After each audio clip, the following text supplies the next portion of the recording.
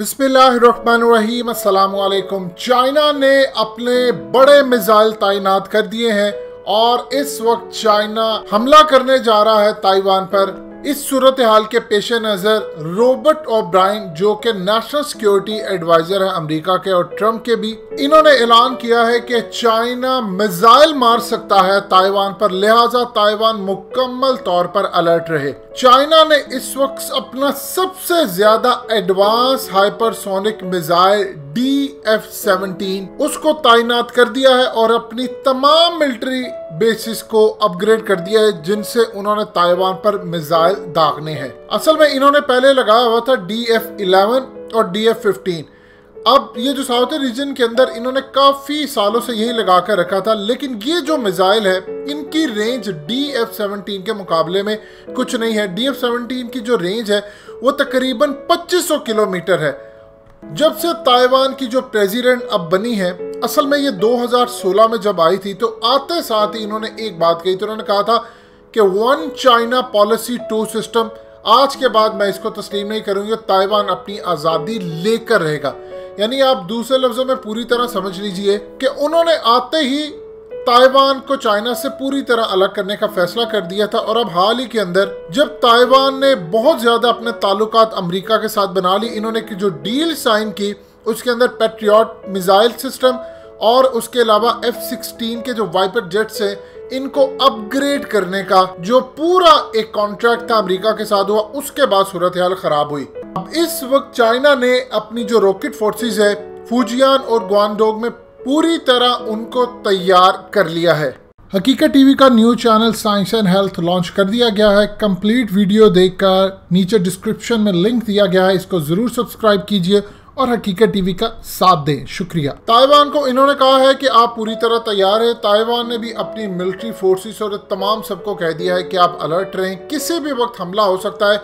लेकिन इस वक्त ताइवान के पास सिर्फ एक खतरनाक चीज है। ताइवान को यह लगता है कि यह ना हो कि जंग हमारे सर पर आकर खड़ी हो जाए, हमें मैदान में कुदवा दिया जाए और उसके बाद अमेरिका पीछे से हाथ खींच ले। देखिए इस वक्त सूरत हाल ये है कि अगर ये जंग शुरू होती है और एक भी मिसाइल सिस्टम कोई आकर अपना काम दिखा देता है तो बस आप समझ लीजिए कि ताइवान पर हमले की लड़ाई शुरू हो गई है। इस सूरत हाल के अंदर जो सबसे ज्यादा अहम तरीन बात यह है कि S-400 जो चाइना ने रशिया से खरीदा है उसको भी तैनात कर दिया है और असल में उसकी जो रेंज रखी गई है वो बिल्कुल उन एरियाज में रखी गई है कि ताइवान की एयरफोर्स अगर आकर हमला करती है या वो कोई अपना मिसाइल वहां से लॉन्च करते हैं तो हम उनको हवा के अंदर ही तबाह कर दें। और कई 100 किलोमीटर तक की रेंज के अंदर वो पूरी तरह आता है। S-400 अब तक की सबसे बेहतरीन प्रोडक्ट है अगर हम एंटी बैलिस्टिक मिसाइल सिस्टम को तबाह करने के हवाले से देखें। ना तो इसराइल की आयरन डोम काम करती है प्रॉपर्ली और ना ही अमेरिका का पैट्रियट मिसाइल सिस्टम करता है काम, लेकिन जो रशिया ने प्रोडक्ट बना दिया ना तो वो चाइना बना सका है और ना ही दुनिया के अंदर कोई और। इवन क्या आप देखें कि S-300 ईरान यूज करता है और बहुत सारे ममालिक यूज करते हैं। कमाल प्रोडक्ट है और S-400 को उन्होंने लगाया है जो कि इंडिया लेने की पूरी तैयारी कर रहा था लेकिन उसको ना मिल सके। चाइना ने ये जो DF-17 असल में लगाया है ये इसलिए लगाया है क्योंकि अगर उनको ताइवान के अंदर उनकी एयर बेसिस को हिट करना है तो इसकी रेंज ज्यादा है। अब 2500 किलोमीटर की रेंज हो तो आप आसानी के साथ उनकी बेसिस को हिट कर सकते हैं।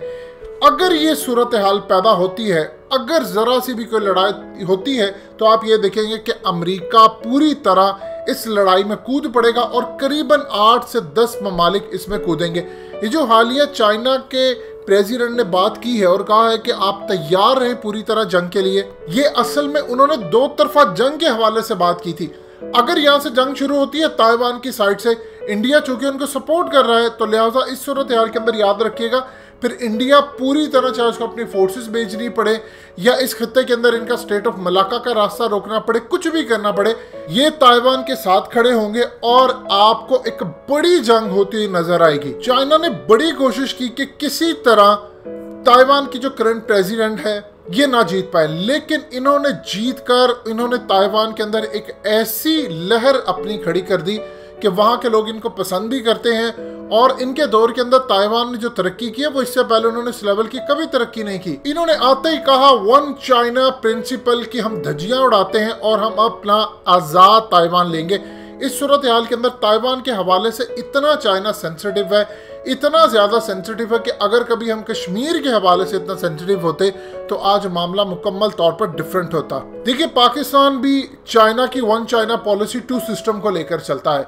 हमने ताइवान को एक्सेप्ट नहीं किया, 18 ममालिक है जिन्होंने किया, छोटे छोटे ममालिक है, बड़े किसी मुल्क ने नहीं एक्सेप्ट किया। लेकिन हालिया जो ताइवान की सेलिब्रेशन हुई है इंडिया के अंदर, चाइना की एम्बेसी के अंदर उनके पोस्टर्स लगे हैं, इसने चाइना को भड़का दिया है। चाइना को ये लगता है कि मैं अब तैयार रहूं, और उन्होंने पहले कहा था कि हम 2050 तक ताइवान को अपने अंडर कर लेंगे, लेकिन अब वो कहते हैं कि शायद 2050 तक दुनिया कहां से कहां पहुंच जाएगी, कितनी तबाही हो जाएगी, बड़ी जंगों का क्या कहना है। लिहाजा इस सूरत हाल में हमें अमेरिका के दांत तोड़ने हैं और उसका एक ही हल है कि हम ताइवान के ऊपर हमला कर दें या ताइवान के ऊपर कब्जा कर ले। आप ये देखिए कि खाली S-400 जो इस वक्त रशिया ने दिया वो पूरे का पूरा ताइवान उसको कवर कर सकता है। यानी ताइवान के किसी हिस्से से भी मिसाइल आता है तो वो इसको कवर कर सकता है। अब ताइवान इस पोजीशन में नहीं है कि वो चाइना के साथ लड़ाई कर सके, लेकिन वो सिर्फ अमेरिका की बेस के ऊपर है और अमेरिका ये मौका गंवाना नहीं चाहता। ये सारे के सारे वेट कर रहे हैं ट्रंप के इलेक्शन का। ट्रंप के इलेक्शन के बाद की सूरत हाल क्या बनती है उसके बाद असल होगा। पाकिस्तान ताइवान के साथ कभी भी खड़ा नहीं होगा। हम चूंकि वन चाइना पॉलिसी पर बिलीव करते हैं तो हम इस सूरत हाल के अंदर चाइना के साथ खड़े होंगे। अब चाइना ने इस सूरत हाल के अंदर अपने J-20 स्टेल्थ फाइटर जो करीबन 20 की तादाद में है उनको भी अपनी फोर्स ब्रिगेड्स को दे दिया है कि आप पूरी तरह अलर्ट रहें, किसी भी वक्त हमें हमले की जरूरत पड़ सकती है। असल में इस दिन के लिए चाइना वेट कर रहा था कि अगर ऐसी सूरत हाल होती है तो सबसे पहले इंडिया ये काम करेगा कि स्टेट ऑफ मलाक्का बंद करेगा। और स्टेट ऑफ मलाक्का अगर वो बंद करता है तो चाइना का माल ना तो जा सकता है गल्फ कंट्रीज में, आगे यूरोप में नहीं जा सकता, सिर्फ चंद कंट्रीज है, यानी 30% उसका माल कहीं ना कहीं से जा सकता है। लेकिन यहाँ से सूरत हाल उसके लिए इतनी ज़्यादा ख़राब होगी कि आप अगर जंगों की बात करते हैं तो करीबन साउथ चाइना सी के अंदर 7 से 8 ममालिक जो हैं वो अमेरिका के इंतज़ार कर रहे हैं कि अमेरिका आएगा और हम काम करेंगे। अमेरिका इस पूरे खेल के अंदर ऑस्ट्रेलिया को भी शामिल करेगा, जापान को भी करेगा, इंडिया को भी करेगा और पूरे का पूरे यूरोप को शामिल करेगा इस सूरत हाल के अंदर कि हम चले और जाकर वहाँ पर हमला करें। अगर अमेरिका के किसी भी सूरत में जहाज आते हैं तो सूरत हाल बड़ी ख़राब होगी। उसकी वजह क्या है कि पाकिस्तान की मिलिट्री बेसिस को मुस्तकबिल में फिर इस्तेमाल कर। देखिए, अगर अमेरिका हमला कर रहा है चाइना के ऊपर तो चाइना के पास क्या स्ट्रेटजी है। चाइना पाकिस्तान की बेसिस इस्तेमाल कर सकता है और अमेरिका के डिफरेंट जगहों के ऊपर जो उसके एसेट्स लगे हैं, उसकी बेसिस है, उनको फिर वो निशाना बनाने की पूरी कोशिश करेगा। लिहाजा ये खतरनाक सूरत हाल है। दुनिया के किसी भी कोने में आप देख ले, अजरबैजान और आर्मीनिया के साथ मामला क्या है। अगर जंग किसी भी कोने में लगती है तो होती होती वो इन कोनों तक आ जाती है। इस सूरत हाल के अंदर अमेरिका ने पहली मर्तबा ओपनली वार्न किया है कि चाइना किसी भी वक्त मिसाइल फायर कर सकता है और ताइवान को कहा कि तुम अलर्ट रहो और उसके साथ कॉन्ट्रैक्ट किया। अब हो सकता है अगर मामला खराब हो तो ताइवान अमरीकी फौजों को सबको उतार ले अपने मुल्क के अंदर, फिर उसके बाद कहे कि ये फौज और ये तमाम चीज़ें अब हैंडल करेंगी और आज के बाद चाइना से लड़ने के लिए तुम आगे आगे। अगर ऐसी सूरत हाल होती है तो चाइना कतन बर्दाश्त नहीं करेगा। वो कश्मीर की तरह की पॉलिसी नहीं अपनाएगा, ये आप अपने ज़हन में रखिएगा। वो हमेशा सिर्फ एक ही बात करता है कि ये आपकी सिर्फ लास्ट रेड लाइन है, जिसने इसको क्रॉस किया वो चाहे दुनिया की ताकत हो, आम मुल्क हो, मैं उसको कभी नहीं छोड़ूंगा। दोस्तों, हकीकत टीवी को सब्सक्राइब करना मत भूलिए, वीडियो को लाइक करें, शेयर करें और कमेंट सेक्शन में अपनी राय का इजहार ज़रूर करें।